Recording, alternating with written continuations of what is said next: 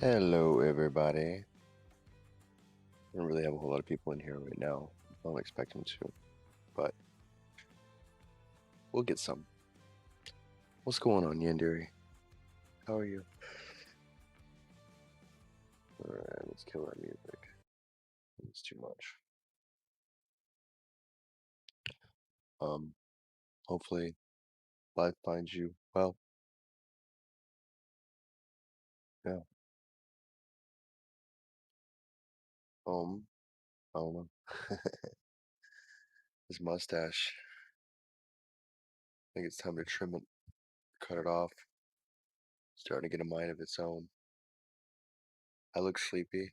Yeah. Oh, I'm sick, so I'm gonna look sleepy. Um, unfortunately, I pretty much just roll out of bed. Um, I think I had a cigarette, had some powdered donuts, and yeah, they're done. And well, here I am. It's whatever's. Uh, I got tested, and then I'll come back in a couple of days. I don't think it's what you know. I'm pretty sure it'll be negative. Hey, Jessica, what's going on? Um, Figured I'd try some spoopy stories if I could. We'll start here in a moment, I suppose. Um, learn reflexology. What's reflexology?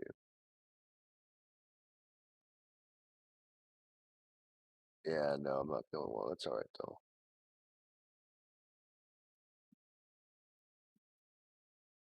Reflexology, type of massage that involves applying different amounts of pressure to feet, hands, and ears. It's based on the theory that people's body parts are connected to certain organs and body systems. People who practice this technique are called reflexologists. Um, yeah, yeah, I'm not feeling well. I think it's a summer cold. My one got tested, but it'll be negative, I'm sure. Firewolf, been a while. I've been streaming. It's just not spoopy stories. Um, but yeah, um, I'm I'm good, man. You know, I'm chilling. Thank you. I hope I feel better too. It sucks sleeping. That's the worst. I'm just saying that some of these reflexology pictures make it look like they're, like the brain's here, the eyes are here, your intestines are here, spleen, your heart, your ears, your stomach, your kidneys, pancreas. It's like that's a little person. Hey, Holly. So we'll start on some spoopy stories. I don't plan on doing a whole bunch. I did say I wanted to stream on Thursdays, but I was gonna stream on Twitch some Fallout or something, but nobody likes to go to those. So I figured I'd do a couple stories when nobody else was streaming.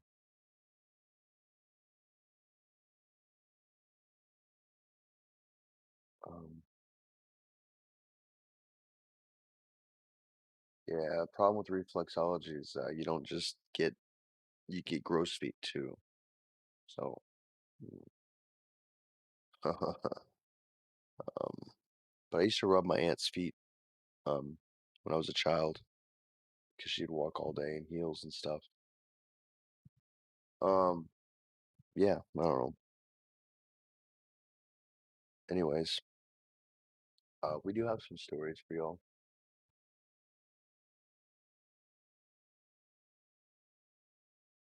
We do it for everything. Oh yeah. Um, I got a couple stories, and then we can go from there. Um, I have a story called I Leave My Front Door Wide Open at Night. So I'm gonna have to fix my windows here so I can read straight at the camera and still be able to see chat. I kinda like that there. You do acupressure too. Right on. That's cool. Um, I've never tried that stuff. Anyways, uh-oh, Holly's in repeat mode. What's good, Holly? Hopefully all is well. Um, well, here's a story. This is by Albino Economics. I'll give you guys the link. If you like the story, please please let these people know. Give a thumbs up.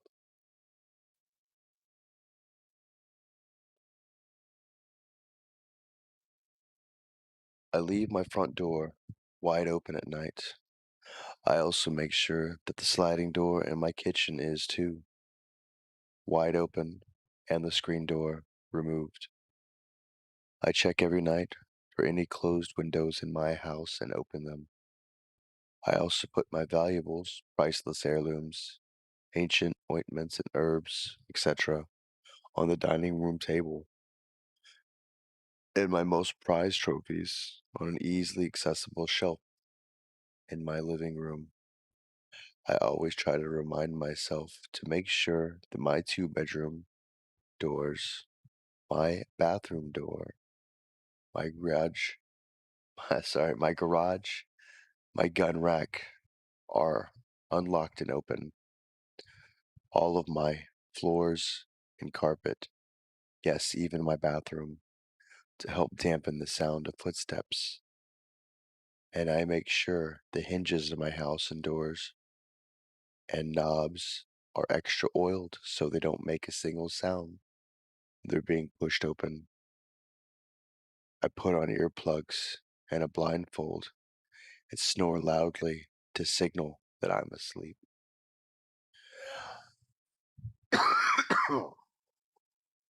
I also make sure I get two of the latest 40 to 50-inch flat screen TVs with 4K and choose the ones that are specifically easy to install, uninstall, and reinstall, and put the second TV in the guest bedroom. I also have the latest generation of gaming consoles and spend $5,000 on a computer that I meticulously built from the ground up. I also have more than 500 of the greatest games in total, both in PC and console. When I first got this house, the first thing I did was reinstall my power box on the outside of the house so that it can be easily easily disarmed from the outside. Speaking of, I have no outside lamp, no camera, and pets or animals of any kind. Coincidentally, this house is the furthest away from any cell towers or police stations. I live in an abandoned neighborhood with no neighbors, and I have no fence. I also put my social security number, credit card, and $600 worth Yu-Gi-Oh cards right beside my trophy collection. No, I don't have an addiction. And if I'm subscribed to any paid services, Netflix, Hulu, Pornhub Premium, I make sure to write down the information on a piece of paper and stick it to my fridge. In my garage, I have two $1,000 bikes and a motorcycle that could put anything you think to shame. Finally, I clean. If heaven is dirty, then take me to hell because I'll be damned if I'm living in a dirty house. I don't consider a spot clean unless I can eat it. All of my shoes are put through the washer Even if I suspect it being dirty, I manually hand wash it myself. I take long, hot showers with soap, both with the bar and liquid. I put on 3 brands of shampoo, 3 brands of conditioner, 3 brands of deodorizer, and when I'm done taking the shower, I clean it too. I floss each tooth of mine and do 10 minutes of brushing with an electric toothbrush. And finally, I mouthwash. If you haven't gotten the message yet, I'm trying to make people break into my house. Because if they do, they'll be the new owner of the house and will be unable to leave it. They can only reach the end of the yard. They will own everything inside, including my hunger. You know that gnawing sensation, as tough as though a black hole has taken residence in your intestines. You'll never be able to satisfy this one, and they would want to clean to increase the temptation of taking something from it. I know somebody will take the bait after all. It worked for me. I don't know why that had so many upvotes, but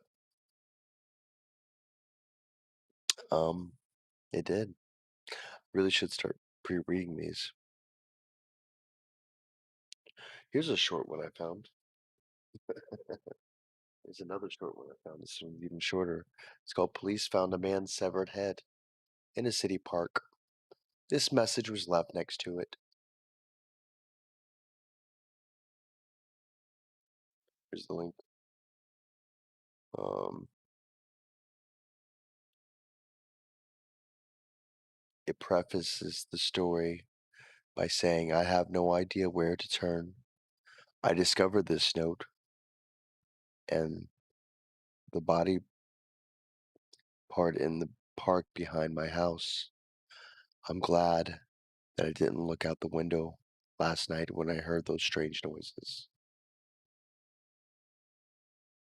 The final 10 minutes of life are hell because you don't want it to end, but you also really, really just wanted to get it over with. That comes from a desire to live. Fuck, I'm rambling.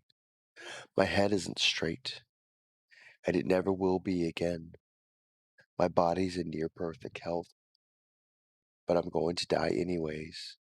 The inevitability, despite the potential for salvation, is the scariest part, because I'm looking back and realizing that every day of my life could have been a pathetic epilogue.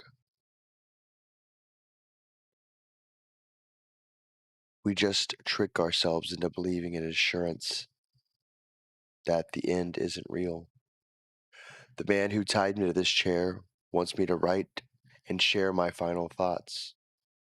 All I want for him is to change his mind about cutting my head off with the axe in his hands.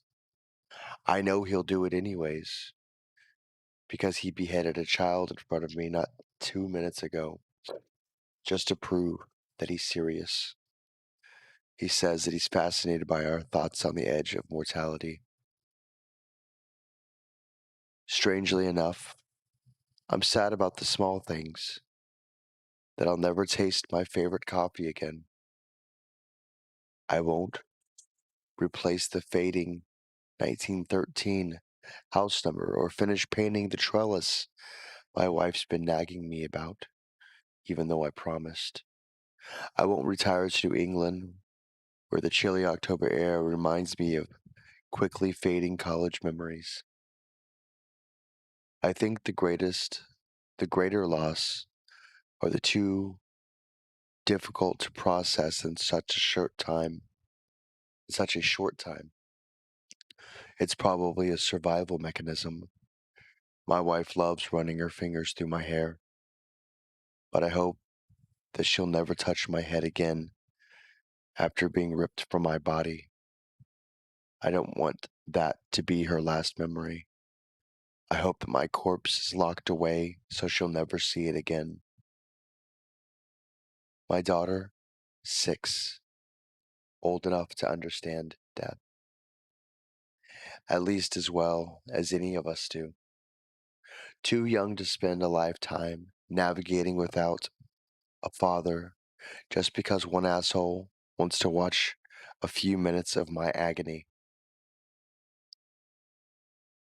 We're going to have a son. After years of trying, we're pretty sure that we got pregnant this time. The doctor's appointment is on Monday. More than anything else, I'm afraid.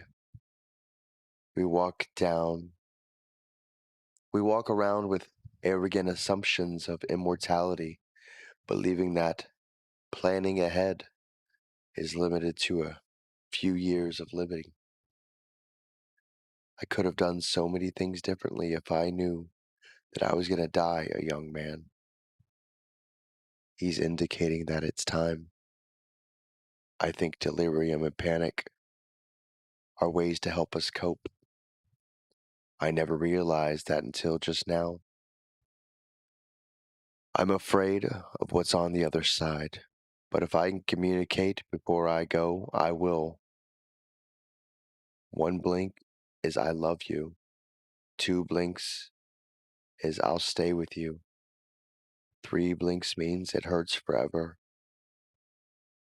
But I'm only telling you that now so that you know it's real when I give you comfort, because nothing is assured. Live every day knowing that. The blade went through on the first swing. He blinked 3 times. Well, that's a fun one. I like that one. I mean, it's true. Nothing's assured. How you guys doing?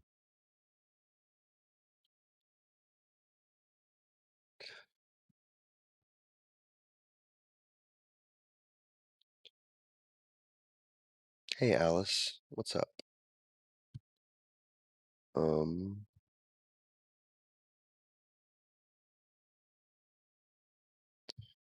let's see what we got. Da, da, da. My TV used to show me the future. Oh, that's a healthy one. Hmm, we might come back to that. Oh wait,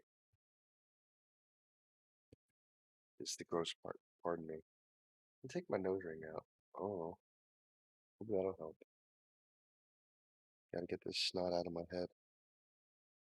It's snot happening.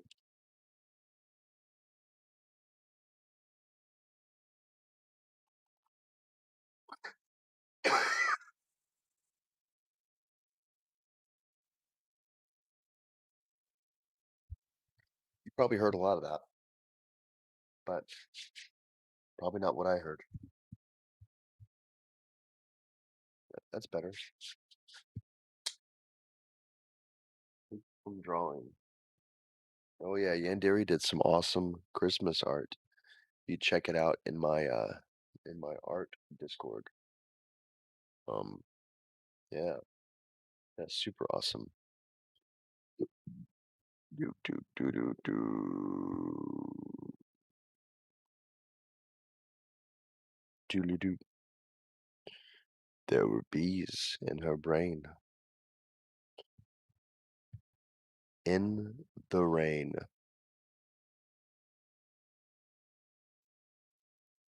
Yeah, we'll give this a shot. It's medium length.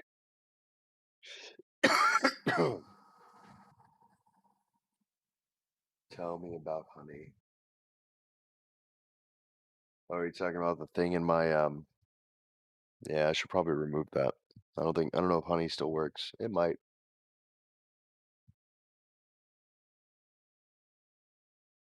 If that's what you're talking about.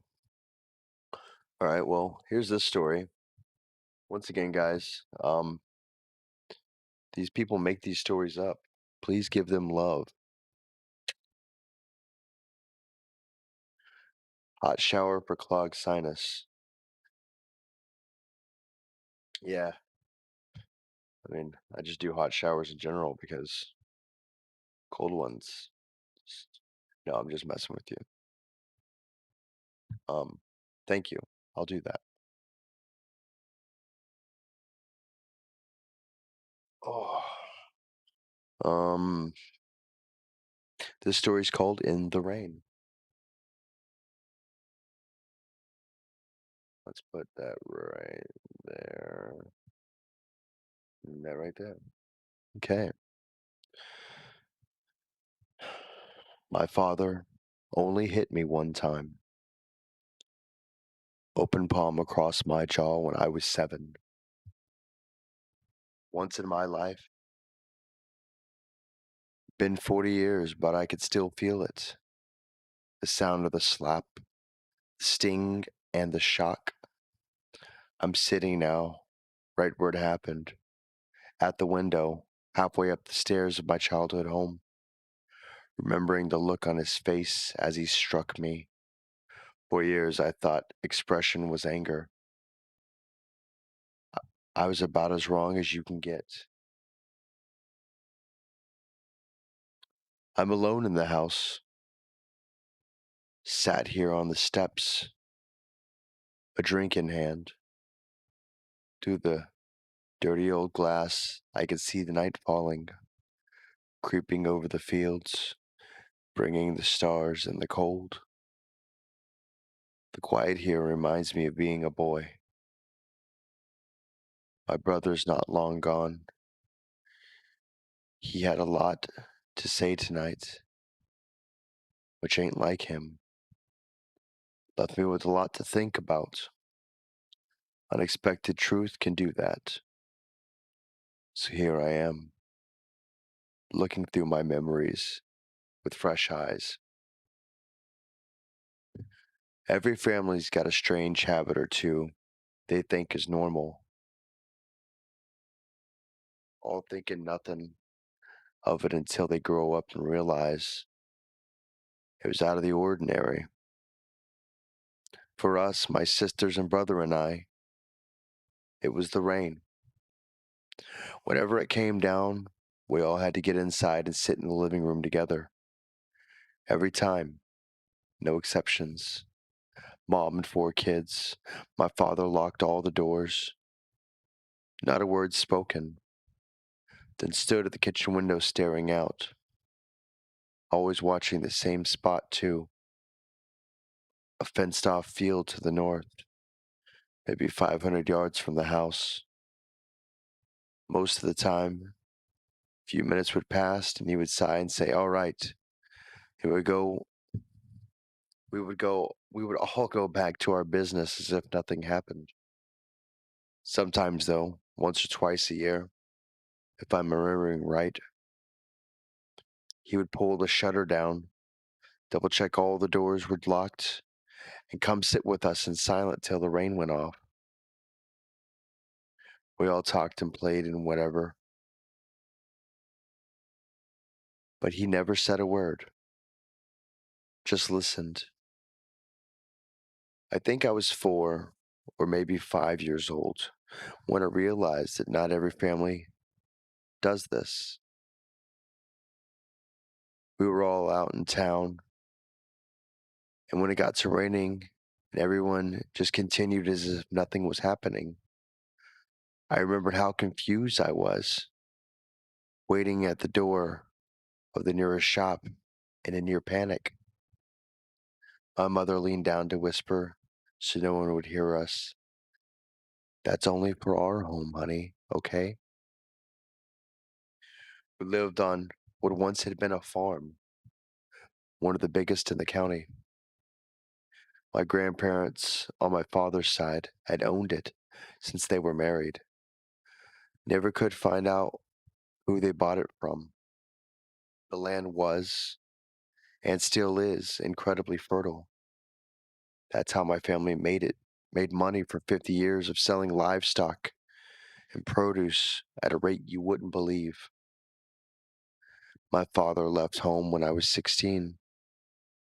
Just like his three brothers, he had college paid for and plenty of money to get him started in life. But he told us many times, a head start don't guarantee a win. He met my mother, fell in love, dropped out of school, and whittled away his savings trying to find what he wanted to do with his life. When it came time for my grandparents passed, my mother and father were broken out of work. They had been left the land and the will, in the will. In truth, it wasn't much of a farm anymore. My grandparents had tried of the work when they didn't need the money, had tired. Sorry. My grandparents had tired of the work when they didn't need the money and let the land go wild. I knew my father hadn't wanted to come back. He muttered under his breath enough times. It always seemed crazy to me, but in the end, they didn't have a choice.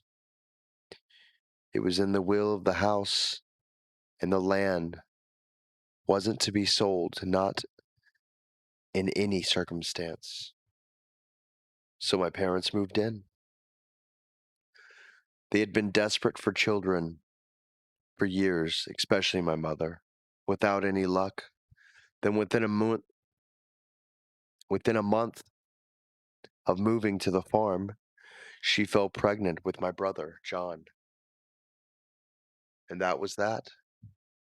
They took to looking after the land, making a living off selling the fruit of the vegetables that were still growing there. Then a new child every year. I was the last. John, Susie, Sylvia, and me, Austin. It was late November, a few days before my 8th birthday, when it happened. Storm had come in overnight from the east, clouds so thick the sky was still black as night for sunrise. That rain coming down was so loud you could hardly hear yourself speak. Wind felt like it was moving the house. My father had pulled down the shutters and come in to sit with all of us, looking as tired as I had ever seen him. I remember it was awful warm in the house. I was sat in my mother's lap. We'd both dozed off. My brother was drawing with a colored pencil set he loved. The girl playing with some board games. The girls playing with some board games that I've forgotten the name of. I woke up because I needed to go to the toilet. I slipped down off my mother's knee and saw my father had also fallen asleep. First and only time it happened. I didn't want to wake them. I knew it was wrong. I shouldn't leave the room on my own, but I don't know. Why do little children do things they do? I crept out. No one raised their heads. I felt it when I reached the stairs. I tried to describe it before, but I can't find the words. Something cold and heavy pulling at me from in the rain. It seemed to flood through the window, an invisible wave reaching, searching, calling. Just a feeling. I walked to the window. In the memory, the world seems very far away, like I was walking in a dream. I looked out through the glass, through the sheets of rain across the darkened fields. There was something out there in the shadows of the clouds. It saw me. Then my father hit me. I didn't wake for almost a day. My mom was holding my hand. Clear from her face, she had been crying. It wasn't like waking from regular sleep. I remember that. Everything seemed darker somehow. Things held in my hand still felt far away. Voices came to me, as if through water. Hard to explain. My father apologized, sat down with just the two of us, and said he was sorry about hitting me, but he had no choice, and I would never do it again. I had to understand to swear to him that when it rained in those fields, I wasn't to leave the living room. I promised. For weeks after, I would wake up in the night shaking and screaming. When my sisters asked me what I dreamt about, I could never tell them. In all honesty, I didn't know. All that was left was that call, that pulling inside, and the feeling of being watched. My brother took a turn to sit with me one night until I could get back to sleep. I remember him asking me, "Why did you do it, Austin?" "I had to pee, John." "No, not that. The window. Why were you opening the window?" The next year was when we lost my mother. My sisters and I were far. I'm sorry. My sisters and I were away north, spending a week with our Aunt Amelia and her kids. My brother had stayed with our parents to work on the farm. Neither him or my father would ever talk about what happened. Not clearly, anyhow. There had been a terrible storm, lasting from dawn till dusk. They had been sitting together waiting for it when the wind picked up, worse than ever. An old oak near the house came down, caught the house on the way, tearing a wall and putting it in the living room window. The rain washed in across my mother, and she vanished. I sat in that room for hours when we got home, just staring. On the marks of water that had left on the wooden floor, the rotted trunk and ruins of the tree. We never saw her again.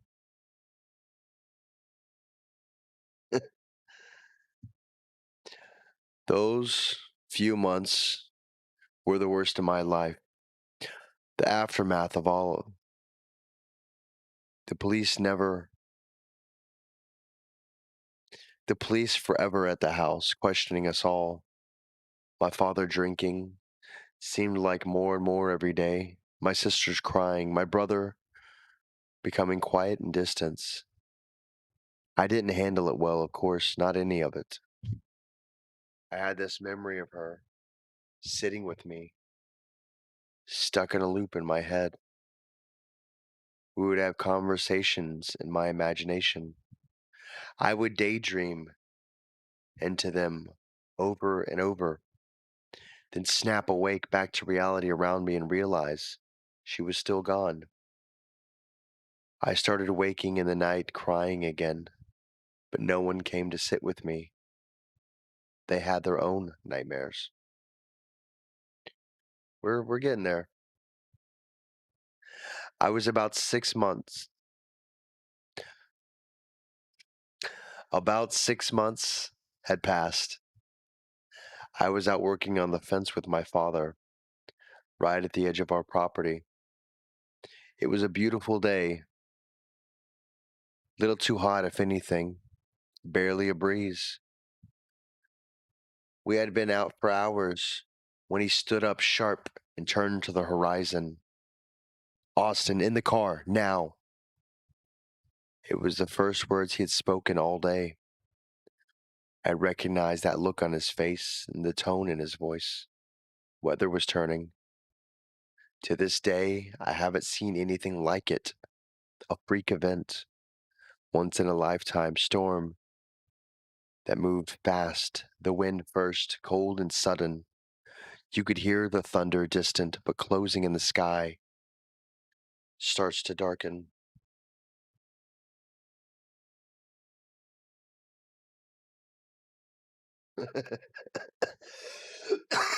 I'll be all right. My father was driving too fast, especially over the dirt roads we had out there. I could hear him muttering under his breath as he drove. They'll know not to leave the house, even if I'm not there. Their sisters and brother, they'll know. We hammered over boulders and across ditches, old cars shaking so much I nearly fell out of the seat. I remember seeing a drop of rain on the windscreen. You've got to get, you've got better sight than me, boy, he said, eyes on the road. The field to the north of the house, you know the one. What do you see? I started, I stared out there. I stared out where he asked. Nothing, but, but what? Someone's opening the gate. Christ! He slammed on the brakes. I felt the car fishtail. Seatbelt cut into the back and choked the breath out of me. My father had gone deathly white. He pulled off his coat and threw it out over my head, plunged me in darkness. Get down, don't move. He pressed it over me, pushing me down to the seat, where there was a tremor in his voice that I had never heard before. His hand was so tight on the back of my neck it hurt me even through the jacket. I could hear the rain now on the roof of the glass. The wind shook the car. Then I felt it. That weight, that cold pull from out in the storm. Something started to scrape slowly down the side of the car. Something sharp. That sound. My father shifted position, pulled something from the back seat, and I heard a snap and recognized that he had reached for his shotgun. He checked if it was loaded. The sound drew closer and louder. At the back door now, the howl of the metal through the rain and wind coming towards us. It stopped right by my door.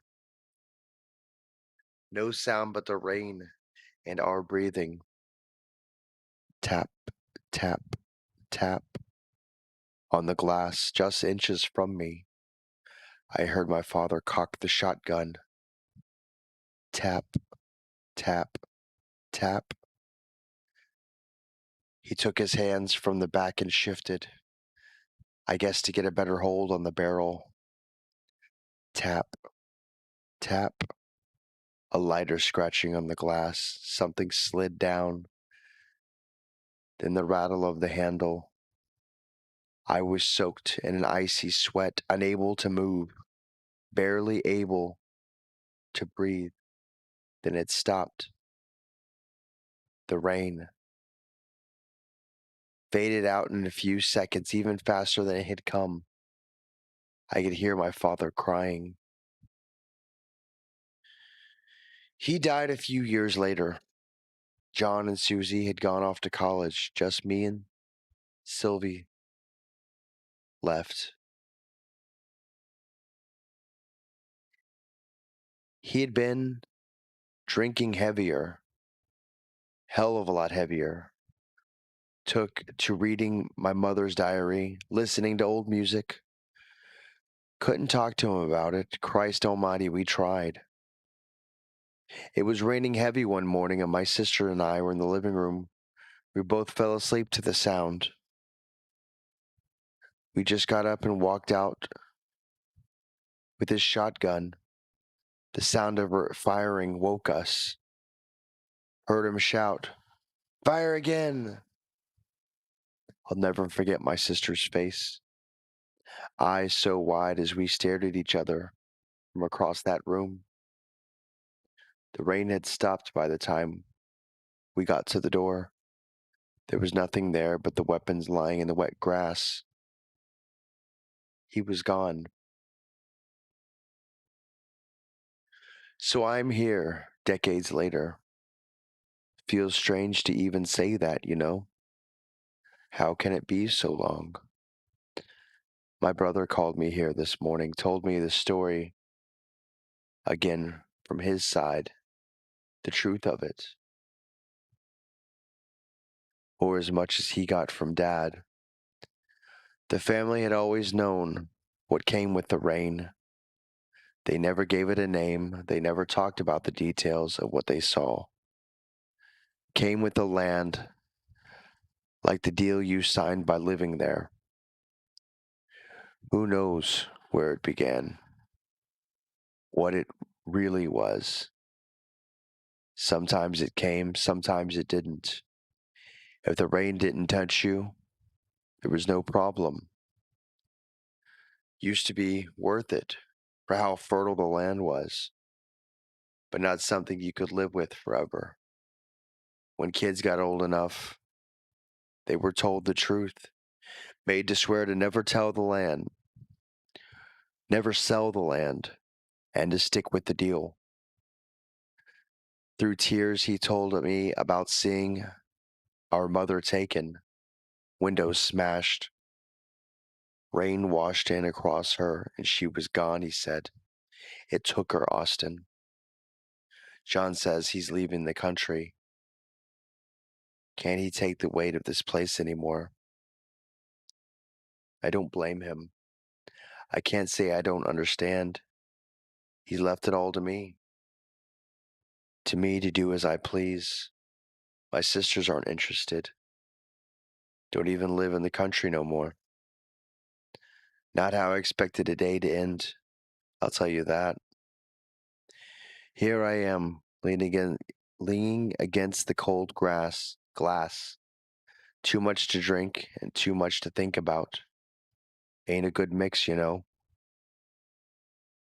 I'm remembering my mother snatched away from me like smoke in the wind.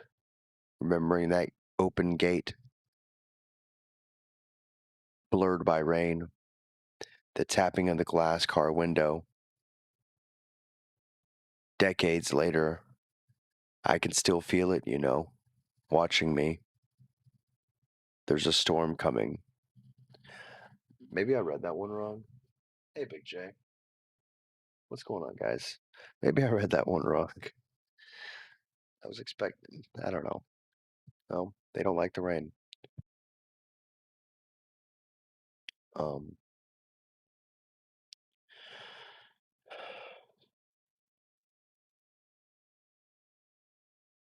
so how's everybody doing out there?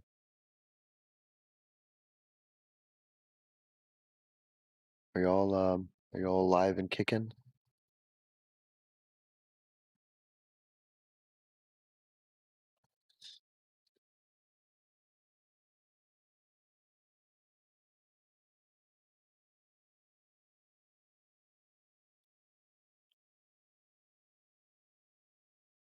You're on Pinterest? Pinterest? I swear, I think like 40% of like Twitter or Pinterest or Instagram is like the name.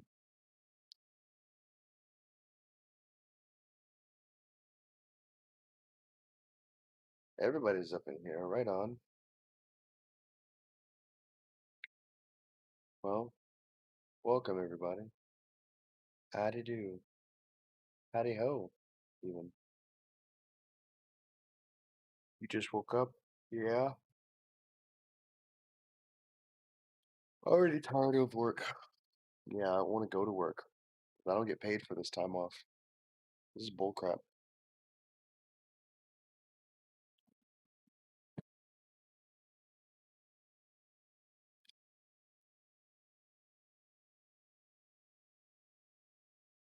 There's a woman I didn't recognize in my wedding photos.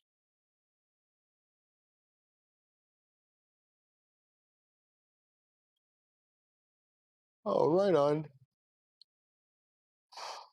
That's badass. That actually is pretty badass.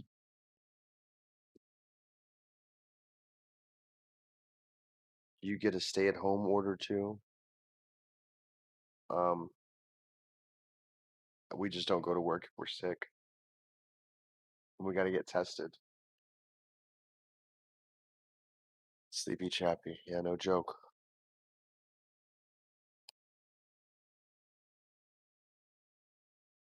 All right, I've got one for you. It's called "There's a Woman I Don't Recognize in My Wedding Photos."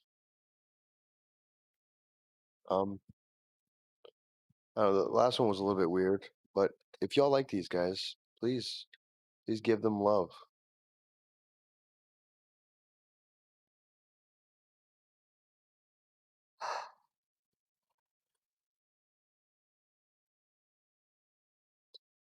Um,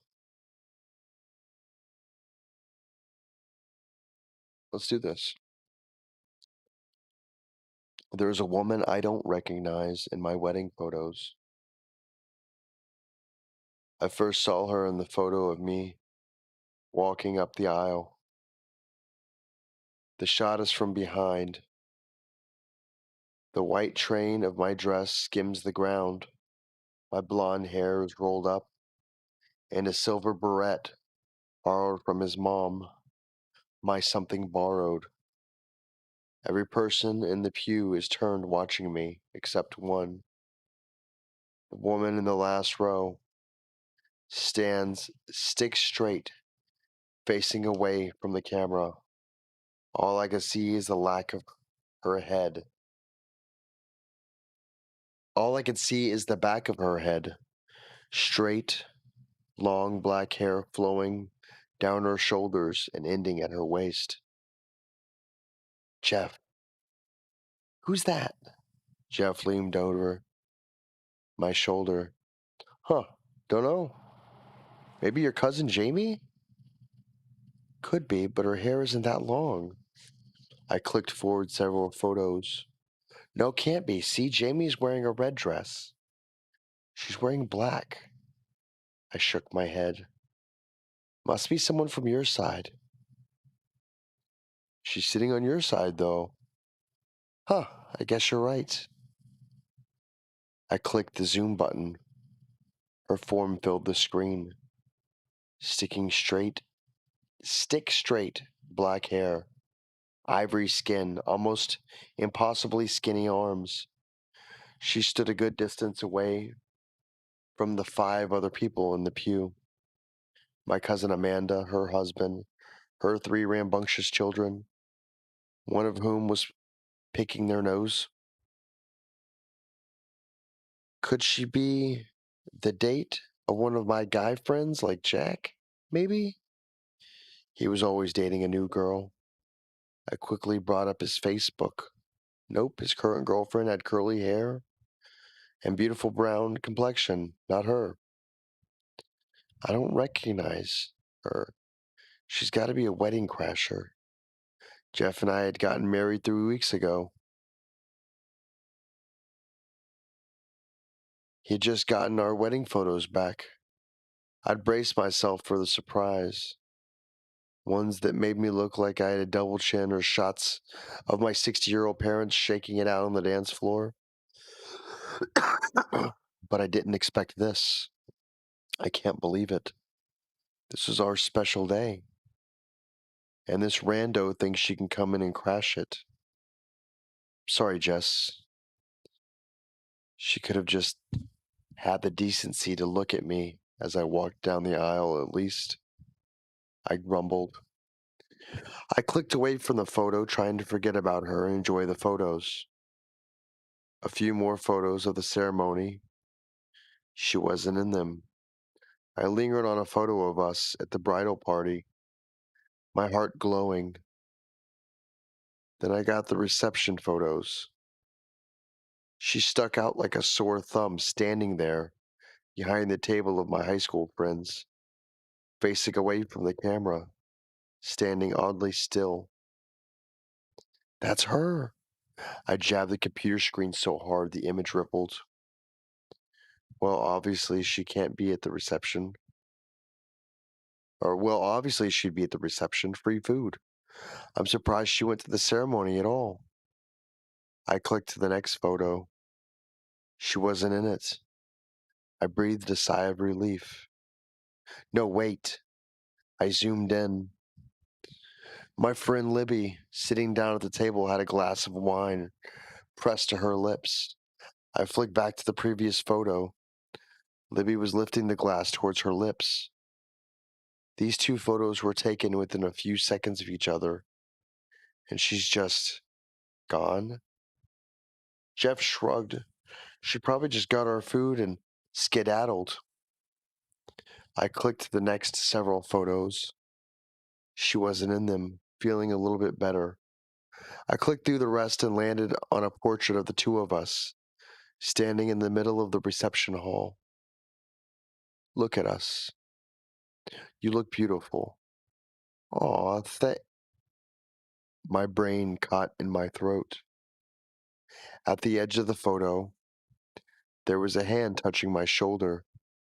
Just the tips of the fingers, the rest out of view. Pale, thin fingers, not thick, ruddy like the ones, ruddy ones like Jeff's. I stared at the computer, my heart pounded in my chest. Jess, are you okay? Her fingers, I said. Her fingers are on my shoulder. What? Jeff looked at the laptop, squinting at the screen. It's just my hand, Jess. Your hand looks nothing like that. How could you even tell? Just the tips of fingers. Tips of a woman's fingers. They're obviously my fingers. No, they're not. I grabbed the laptop from him, forced myself to look at the photo. Look, your arm is going down, like it's wrapped around my waist. Your waist isn't even in the frame. Yeah, but you could tell from the angle.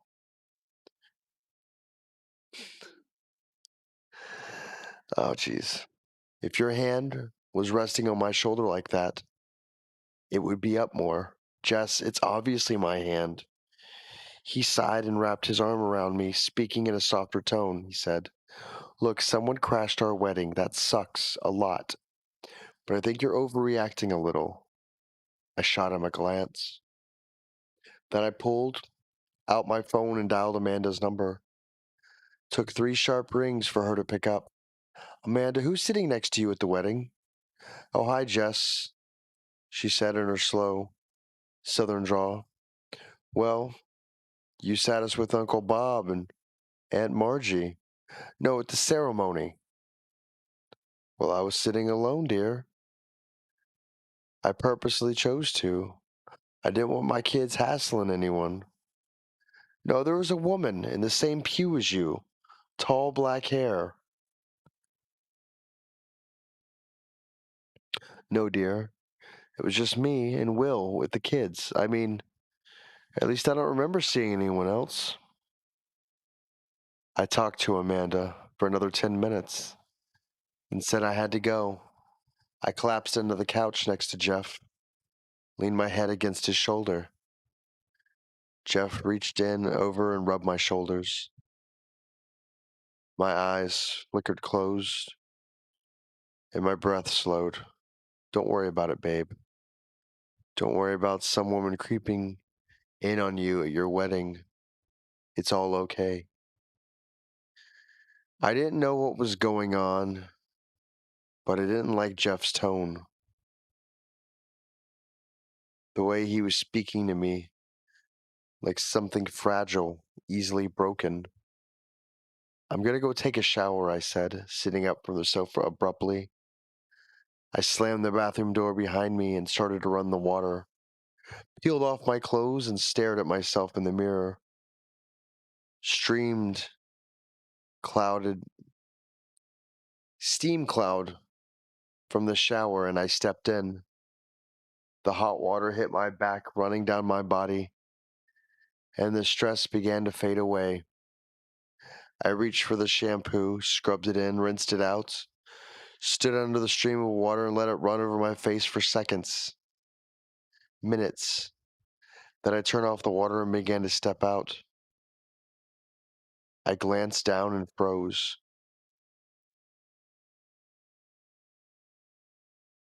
Collecting around the bathtub drain was a tangled clump of black hair. Before I could react, thin, cold fingers grabbed my shoulder. Pushed, I slipped on the wet ceramic, my body falling with a painful crack. Pain shot through my body like fire. As I pulled myself up, grimacing in pain, 8 words repeated in my mind. Something old, something new, something borrowed, something blue. The silver barrette I borrowed from Jeff's mom, the one she insisted I borrow, saying it was a family heirloom, said that Jeff's sister refused to wear and would mean the world to her if I carried out the tradition. The one that I had a few straight black hairs in it. Oh, there you go. All right, guys. Well, we've been going for about an hour. Look at me, I'm all low on the camera. I think I'm gonna get out of here. It was fun. Um, I'm obviously out of commission until my Rona test comes back. I've been on Twitch, so I don't know. Check me out on Twitch. Subscribe to me on Twitch. That'd be kind of cool. Or follow me. I don't know how it works. Um, but yeah, if you need to get a hold of me, I'll be in the Discord. Yeah, I might nap. um, this week just keeps adding up. Thank you guys. Thank you very much for coming. Um, we'll do some more stories. Um, yeah, but right on. Thank you. I will do my best.